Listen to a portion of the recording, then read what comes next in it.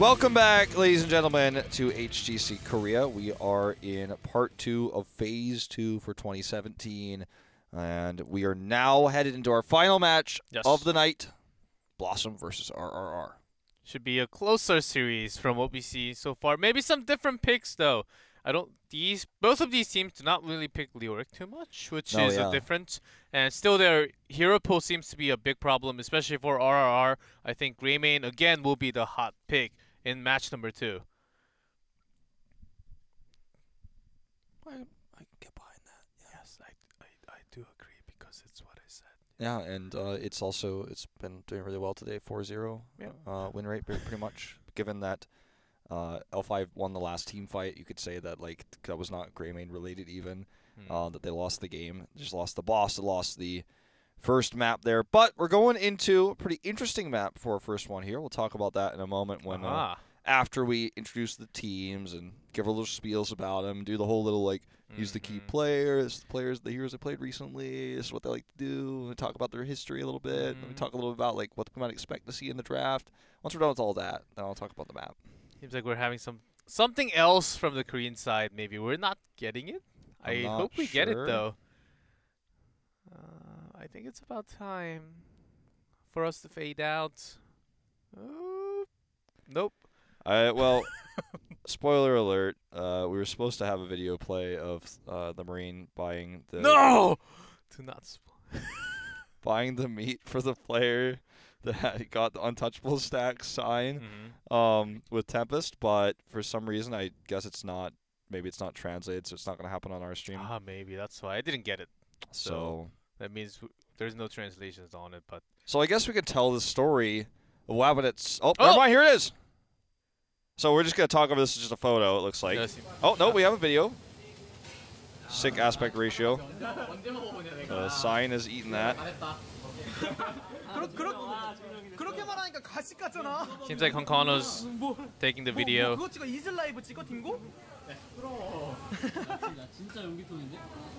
Guys, stop acting. Act normal. So. 무조건 이기자. 우리 몽, 우리 치, 우리 캐. This is what a traditional Korean barbecue restaurant looks like, by the way. For those who've never seen this before. So you cook your own meat and then eat it. No one cooks it for you. Sometimes they cook it for you. You're at certain restaurants. They're not busy. But this is a pretty standard, Korean barbecue-looking place. You cook the meat on there and then you eat it. And I'm hungry now. Yeah, me too. I had some snacks. I could have eaten during the break, and I was like, nah, you know what? I'm not that hungry. But now I have regrets. K-barbecue after cast sounds good. So there you have it. Yeah, they went to the barbecue because Sign got the untouchable stacks completed, and we'll see if that happens for anybody else. Maybe I should make a bet. The Korean commentators won't know, but I'll tell them afterwards. So like this could happen. Maybe I should make a bet with one of the players somehow through the casting. Maybe I'll buy some dinner from people if something crazy like that happens again. Yep, and Honkano, the entire crew was basically hoping that MVP Black 3-0s L5 tomorrow, which is happening tomorrow, so that Tempest can actually... Is it... If my math is correct, because Mighty took a set off of L5 actually, I think L5, if they are 0-3 from MVP Black, I think they will drop down to 3rd. I have the stats and Tempest will be staying I wish I could. I'm like trying to save you, like, because you're probably correct, but I want to confirm. But for some reason, literally only that paper is missing. Here it is. It was on the desk this entire time. All right. So with the loss, let's take. Since for some reason I have some downtime, let's take a look at this. So with they're now at a 32-12 score, 9-3, and Tempest is at 30-15, so that puts them at a 5-game deficit. So they're at a 5-game deficit to L5 currently. But if Black wins against L5, it will at least close one of those gaps, so it could make it like a 4 instead of a 5. But yeah, they're not guaranteed by any means. Yeah, we'll see. Of course, Tempest, as you saw from the video, they were hoping that happens, but not yet. And I don't know what's taking so long before we go into match number 2. Yeah, I'm really not sure either, and I was really trying to hold that cough in as I'm a little sick, but I just couldn't hold it anymore because we were on camera for a long time. But yeah, we're heading into this one now. I think this is an opportunity for RRR to take another series for sure. And actually, let me grab that paper back again because I wanted to look at their standings as well. RRR is 1-11 right now, and obviously if BlossoM wins this, it basically guarantees them the higher seed over Miracle, which I believe will guarantee them the choice of either first pick or the MAC pick going to Game 1. But RRR will be going to the Crucible for sure. Yeah, There's RRR no is way already of climbing Crucible. up, along with Raven.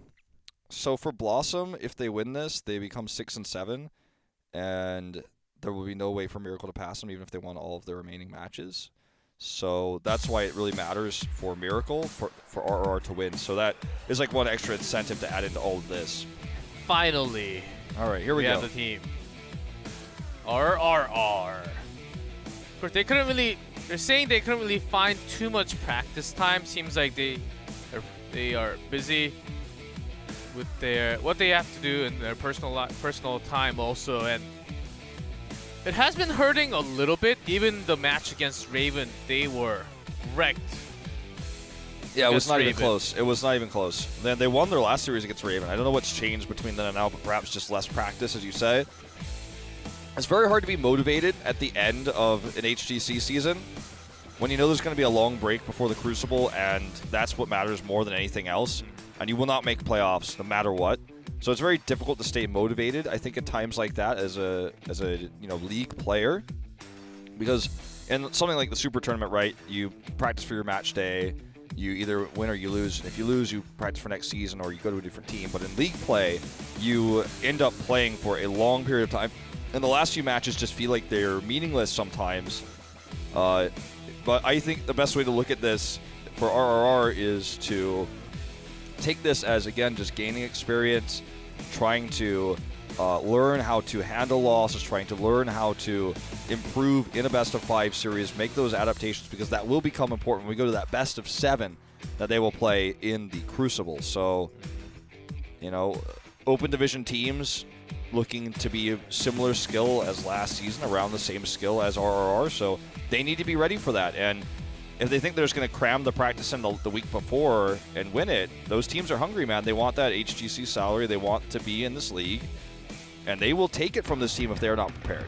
Okay, of course, that will be the big thing. The Crucible will be happening for RRR for sure. But BlossoM, this is a big change for this team. Phase 1, they struggled a lot and dropped down to Crucible. But after that moment, they had some roster change. They have Gondar in, Mora coming in as a flex now. And Gondar has been making crazy super plays with Stitches, with ETC.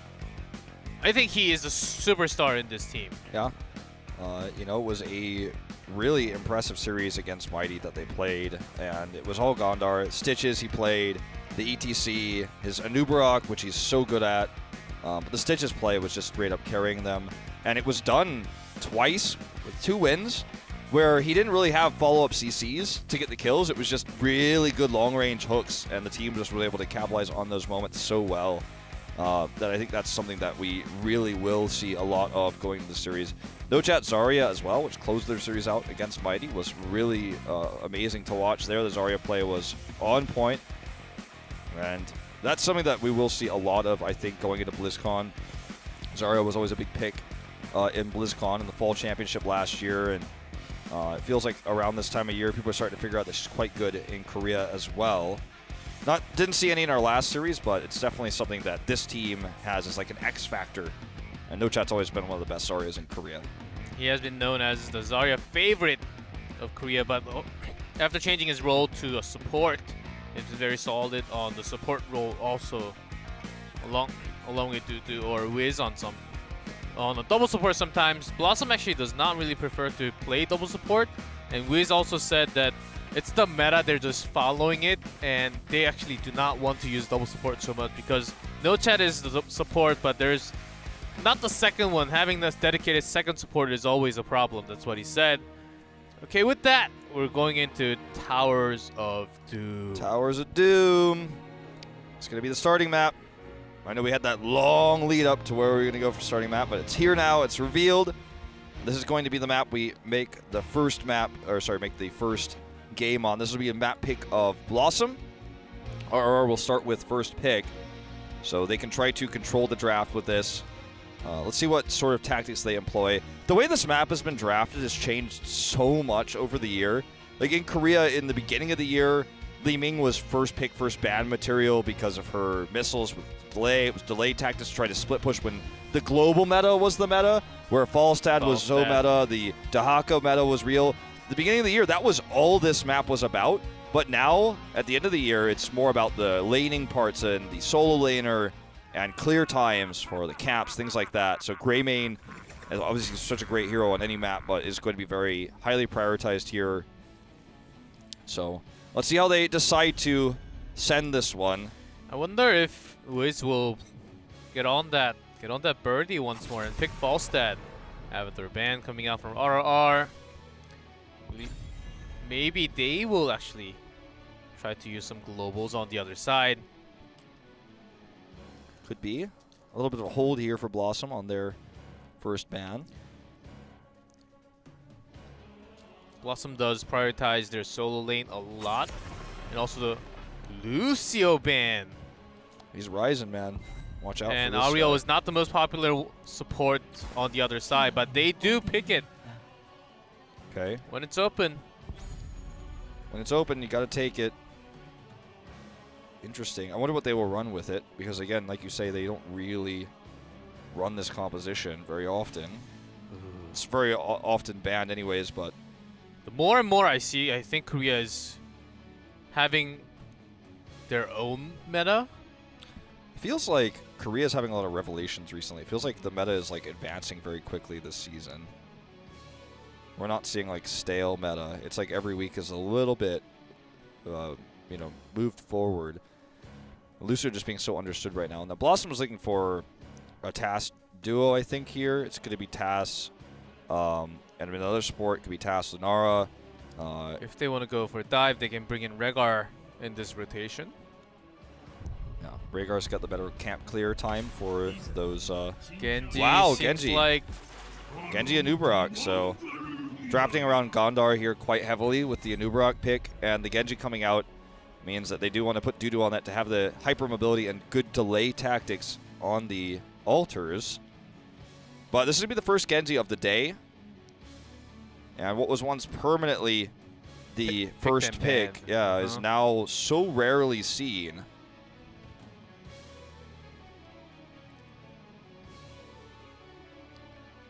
So RR now has the ability to get the godlike.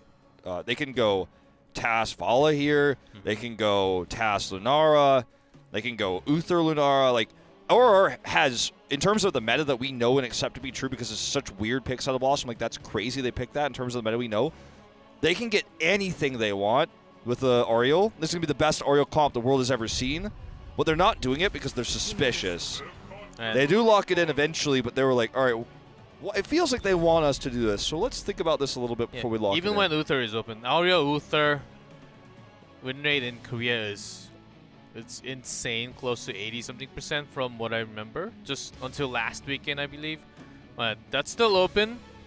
But RR does love to play Tastar. They always first pick Tastar when they have the first pick, but because Ariel was open, they took it instead. A little different story this time, but they still do have Ariel plus Tassadar and an auto attack Vala, I think. Less likely for Q Vala to come out. Yeah, probably gonna be the auto attack. I mean, it's auto or just grenade, you know. Genji's deflect works well against both types. I guess it's not really. It's not like you have to pick one or the other against the Genji. So the ban here is a tough one because they already got everything they could have ever wanted, right? And now you kind of just scratch your head going, well, what else do they need? They need a soul laner. A tank ban. ETC is still open. Yeah. Okay. Because they do have Anubarak in their hands already, so. Yeah, that's a good way to put it.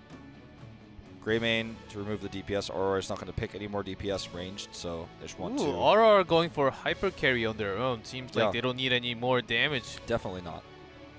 This is a great ban, I think. because Genji is very difficult to run as solo DPS, and BlossoM very rarely will do that. So I like the Greymane ban a lot. It would have been a great secondary source of damage. Let's see. I'm not the biggest fan with Greymane ban.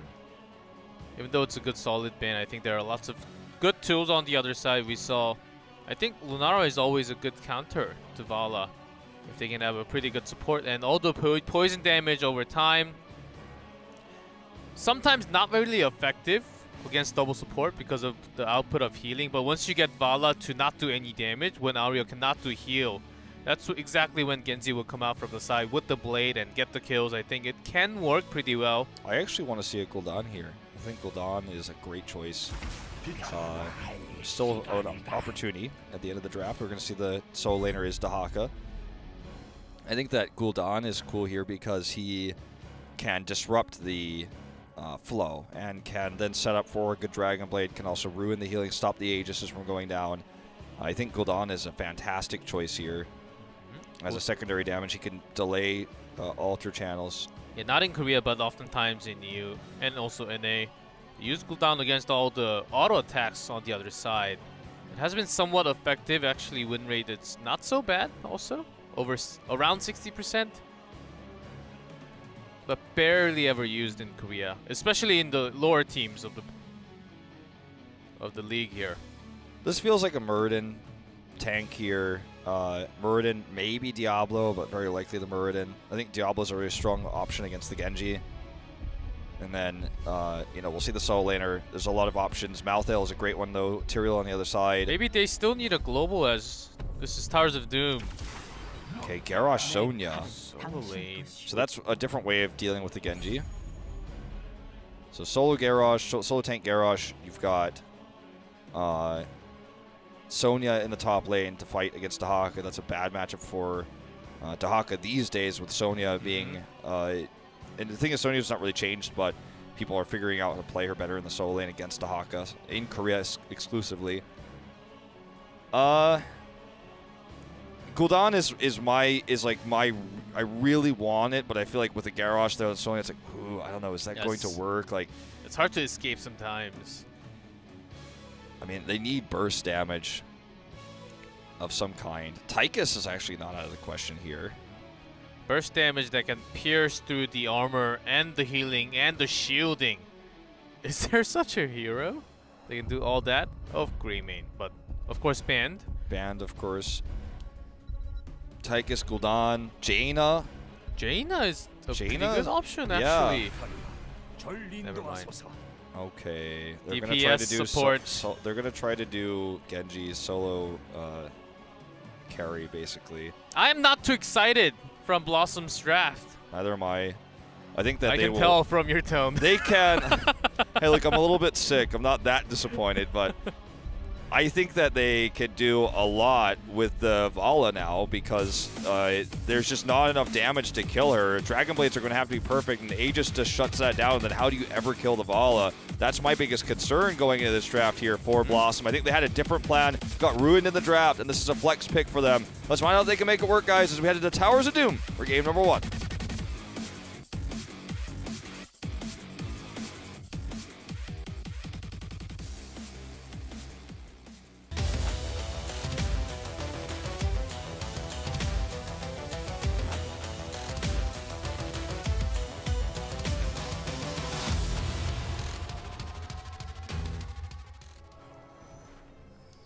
RRR Odak on Garrosh, MSG on Sonya, EGZ on Tastar, Kong on Vala, Tekaluk on Ariel.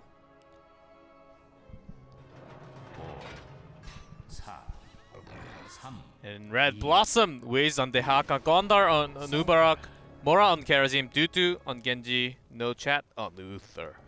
I think the way that BlossoM can win this game in like the extended parts, the longer parts, are going to be from really good picks.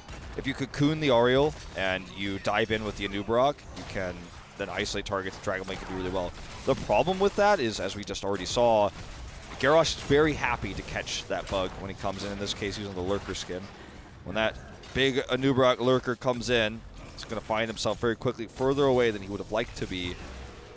There are ways to help protect the Ariel to make sure she doesn't have to self-Aegis. Here's the thing, can Genji even scratch any of the tanks on the other side, like Garrosh or Sonya? I don't think that's going to happen too many times in this game. I think BlossoM went too far. Maybe they're thinking of 2019 with Ana in their team or something. If that nano boost is there with Genji Blade, I think that's possible, but ooh, can Karazim do the same? I think Rrr has incredible tools to fight against everything that BlossoM is trying to do. Okay, this is one way you isolate a target. They do have the hope to heal, but here comes another follow-up stun. There's no Aegis to save him this time. Okay, this is going to be a pick for sure, it looks like. Odog gets another heal here. Maybe tries not so to get away with the armor. But Kong goes down instead. Okay. Why? Okay, Vala was overextending a lot. This is exactly what I'm talking about, though. If Gondar becomes a playmaker here, which we know he will be very likely in this comp, if he can consistently get these stuns and these picks, then they can win the game by getting ahead early and then win the fight with good cocoon usage post 10. That's how I see this game being a win for BlossoM. Oh, let's see. With the Dehaka, there was a pick, and Sonya didn't push into the lane too far. And I expect MSG to win this lane, but so far it seems like Wiz is actually pushing this a lot more. MSG really being cautious of what's happening around the map because they still don't know, and they're still into the camp. Okay. And a trade top altars with the top laners. Delay coming in here for BlossoM. Daka can come down faster, so that's a huge opportunity for him to brush talk in, turn the fight. Might be his opportunity right now. He's going to come in, getting a really good angle here. And again, Gondar just with the stuns here. They chain them together. And this is domination out of BlossoM. Vala was right in the center of all 5 BlossoM members. And you will not be safe. You cannot survive if you're not doing damage. Even the shield and the healing coming out from Ariel, Taslar was not enough. And positioning, of course, my friend, as everyone knows, is the key to win, especially if you're DPS. If you're in the front line, not in the back or the side, next to your support, you will be dead even if you're protected somewhat. Oh, nice knock up here onto MSG. And yet again, Gondar makes a play. 4 for 4. He's been the reason why they've been able to get these kills. Almost wanted to force out a dimensional shift there. He certainly could have, and then they could have tried to gank HGC. I think that's going to be the next play after this. That throw was close, but it's a Genji. It's a Genji, so it doesn't matter. HGC is going to actually get zoned out for some of these shots. Oh, good size storm actually. We'll get all of them, never mind. Thought she was going to lose some of those minions of EXP. And again, we're just seeing Gondar roam the map.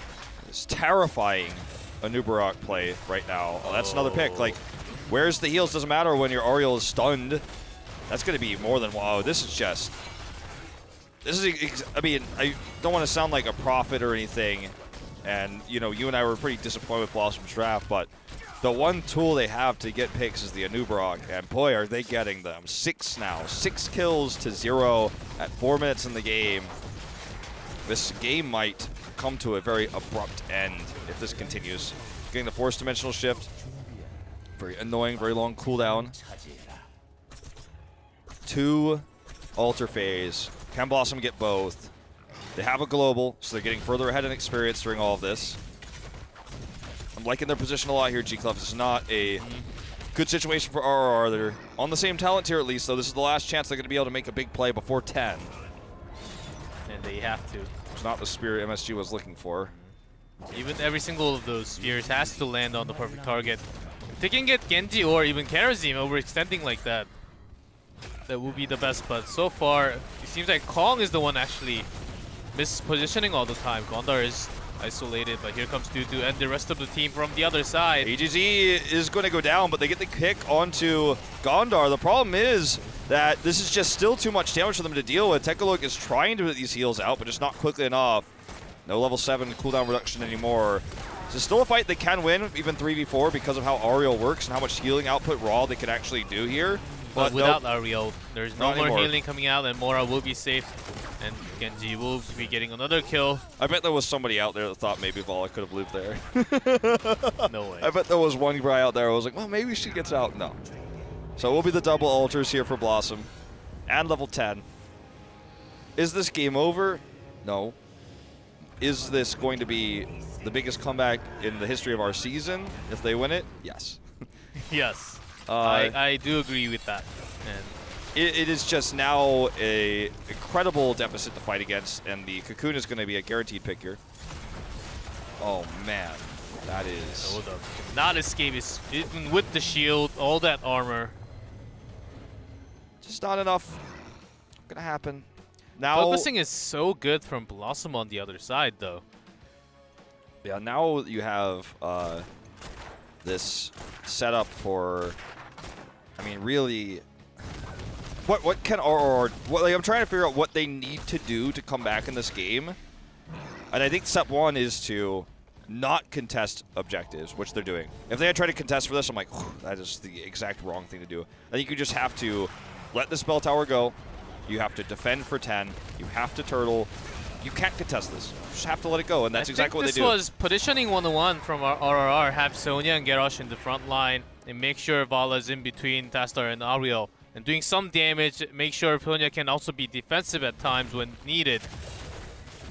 The positioning was very off on the other team. Of course, notice when Anubara comes in, maybe try to focus target Anubara if needed. Oh, we're gonna even see 7-side come into that. Was a bit overzealous, try to kill MSG, but there's a principle like I've tried to bring into esports casting called like the dodgeball principle. I've talked about it a lot, where you basically, when you're playing against dive, you spread against the dive, you catch the dodgeball. You know, in dodgeball, when you catch the ball, the person who throws it is out. That's how dodgeball works as a game. And in this case, catching the dodgeball is catching Gondar. Split against him, punish him like they did in that last fight. I think that's what they need to do. They're going to try to contest this, and it's not going to go well. With the Cocoon, of course. They have an extra tool available. They only have to use Cocoon for the trade of Sonya, though, so there's nothing. And they are leading, and they have global. They didn't even have to use the Divine Shield Genji Blade there. So taunt. Oh, nice, no chat. Nice shield timing. Genji could have been deleted there as we saw the damage. Two good heroic trades actually for RRR. Getting the Cocoon, getting the Divine Shield. Can they win this fight? Okay, Gondar comes in. Aegis is used early, but he's not able to do much damage. It might not matter though. They've already lost their main tank. So much heals coming in for Dudu, but he just can't. Sorry, not for Dudu, for Kong, but he just can't get the damage done. Does get one here, but now he doesn't have any more protection. And EZZ says, "Bye, my lover. I have to survive." That's right. I can't protect you enough. For context, for those who have no idea what you're talking about, Kong and EZZ are openly in a relationship. So, no chat, we'll get the channel started here. EZZ delays it for just a moment, but obviously the inevitable here is the capture will come through. And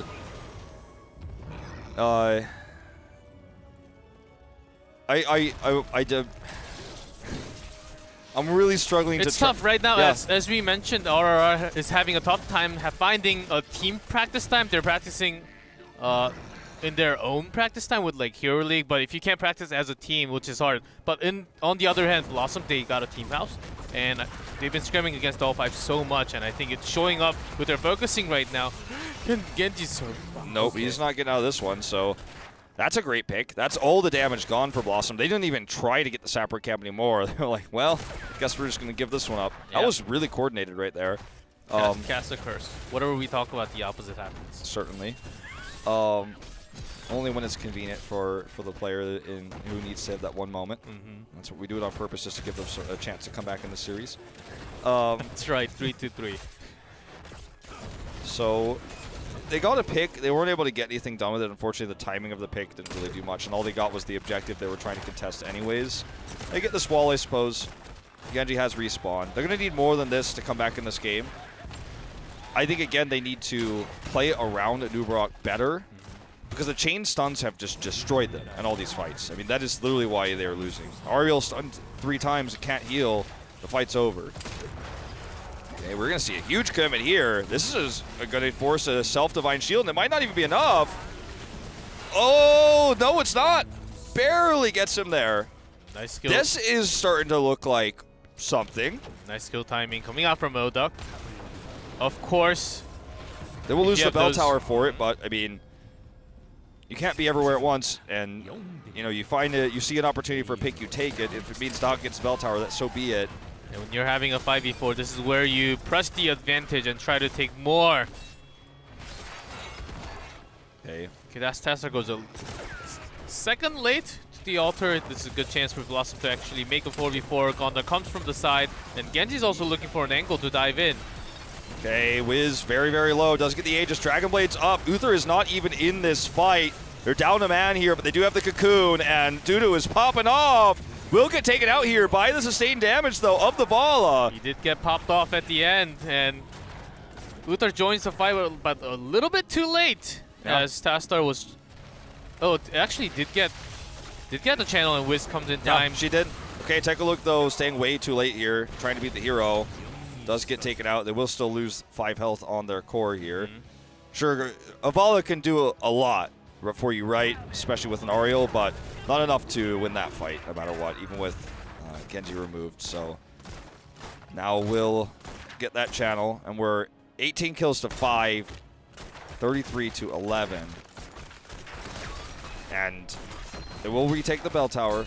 These are all, you know, facts we have to put on the table. Because this is just, now they have to get to 16, contest the next of these altars. That was a great fight. They've had a few good picks this game. But now that BlossoM is roaming together, it's a little bit tougher to make that happen. That was actually a 4v5, and Uther came super late. There was no shield on Genji when the blade was happening. So Genji was very low. He got taken out in the middle. But if Uther was in that fight, I think it could have been a totally different story. And now it's going to be different as they are just out-rotating. This is a great choice, of course, taking down the bottom bell tower because they can push top. Yeah. They're rotating mid. So RR, they have to chase. They have to chase, but what can they do without a global? It'll be tough. They have to get picks, or they spot this. They do smell it. They're heading up. This is so smart. They leave the bell tower because they know this is more important, but I don't know if they're here in time, actually. It doesn't look like it. Odok tries to come in. Now he's out of position. Seven-sided is doing so much damage to MSG, and this is going to be a disaster. Divine Shield, Dragon Blade, Kong, where's the heal? Is silenced right now. Take a look. Does finally get that heal off, and they will turn this onto Dudu. He does go down. That was such a critical moment. If they hadn't killed the Vala there, it's a totally different team fight, but because Vala lives, BlossoM needs to get the hell out of here. And there's Sonya just chasing targets now. But still, the bell tower will be a big problem, and 5 shots. They just need 2 more, and any of 2 sappers will just finish the game, or... So RR does have to spot this. They can't fully commit to their own altar. Ugh. This is tough without a global. They can't really go to the bottom bell tower because they will lose top 2. Dahaka is so powerful in this moment. He's going to go bottom and get it for free. And they have to win this fight right now. Oh my god. Okay, that was almost a C9 right there. They've got it. They have to prevent this channel. Dahaka can come up at any moment. Needs to come up here soon. He's late. Nicely done. Focusing on to Gondar. That was... He couldn't even use the cocoon from the taunt happening. They used a lot of the tools, but they made it work. They got the kill, so they are defending this for now. For now, indeed. Looks like they were just willing to give it up after Gondar went down. They just sent Dudu over here to help Wiz take this camp. They're going to try to double camp here. That can, literally, if they get 2 of these 6, 1/3 of these, if 1/3 of these go in, they win the game. See if they actually get both. Pretty risky position now without a Nubarak. BlossoM, you're definitely playing better in this first game, but I don't know if you're playing better enough to 4v5 here. So, but anyways, if 2 of those go in and the game is still over, they need to get into position to get ready to defend this. They have Tastar and Vala, so very likely that they should be able to stop these from coming in. Yeah, that would be a big problem here. So funny, it's actually crashed into the red bell tower here. They will retake the bell tower from this. And for the first time, after retaking, BlossoM will not be able to immediately take another one. The last one was a triple alto phase. Maybe this one will just be a solo one, and they can delay the time. And Maybe they can try to hit 20, and which BlossoM will try to do their strong engaging. CC didn't miss the tongue grab, did Wiz, so that's actually a big problem here. Now Kong is free to do massive amounts of damage. Rose and Sonya for the whirlwind there. They don't actually use. They were close to being used isolation and also cocoon, but they didn't fully commit in. They just used the cocoon as a defensive tool, so they can work around this. As Sonya also used hers. 20's around the corner for BlossoM. RR has stabilized, and in fact, they're even putting some top pressure on this wall here, so they're even catching up in experience. I think that it's really critical for them to try to fight this before 20 gets hit. If they can do that, maybe the comeback is possible. They have stabilized quite a bit. They have their altars back. I think forcing the fight right now, as soon as this spawns, right before 20, it's the window of time they need so desperately right now. 20 comes up, it's a whole different story. Potentially redemption for Uther, hardened shield for the Anubarak. Everything gets way harder if that 20 gets reached. Infinite Dragon Blades, I mean, you name it. So, if you want to stall time here, is Dehaka just joining the fight? I think they really need to hard engage this. They don't have the greatest hard engage, but they are trying to force it. BlossoM is playing so carefully. Now it's in. They've got it. Rewind here for Anubarak. So he can come in here first. He does use the rewind immediately. He's got another burrow charge. Dragon Blade with the Divine Shield. That's the picks they needed. And that is going to be game over here. We're going to watch the rest of this fight, but it was very much well coordinated here for BlossoM. The cocoon onto Ariel was just enough for all the swings, all the dragon dashes and slashes from Genji coming out. And this will be game. And that was an incredible team fight. It's well executed by BlossoM. RRR could not defend against all the cocoon. They were so patient. They avoided that fight so hard. They know that the only hard engage for RRR is the Garrosh, which didn't work for them. They hit 20. They've got the rewind for the hard die for the Anubarak. Gets 2 burrow charges, gets 2 impales. The CC's enough there with the Dragon Blade Genji to get the kills onto EGT there and Kong. And that's the end of the fight. Didn't even need to watch the rest. Very well played by BlossoM. And they look to dominate this series. A performance like that on Towers of Doom already was a pretty dirty one. And they made it work with this draft that doesn't really follow the rules of what we accept to be true, what we accept to be meta, what we accept to be strong. But they knew that Gondar could roam and get picks, and they made that happen in the early game so very well. Yeah, from the early game, there were lots of positioning issues coming out from RRR, especially Davala. I believe Kong was playing Davala this entire time. Yeah. And so he got picked off several times in before 10, and that gave actually the big snowball to BlossoM when they had the global in their hand. And when Sonya is out global, because of course Dehaka can join in the team fight anytime, you can't even go back to your lane because you have to soak EXP. When you have to fight, you have to fight. So you're out soaked, out macroed all the time. You can't really you have so much power in your solo lane. If you're not in your solo lane, that's locked in. Yeah. That was the biggest problem, and of course the positioning. I can't tell you more than enough. Positioning is the key to win the team fight. And map number 2 again. Seems like BlossoM already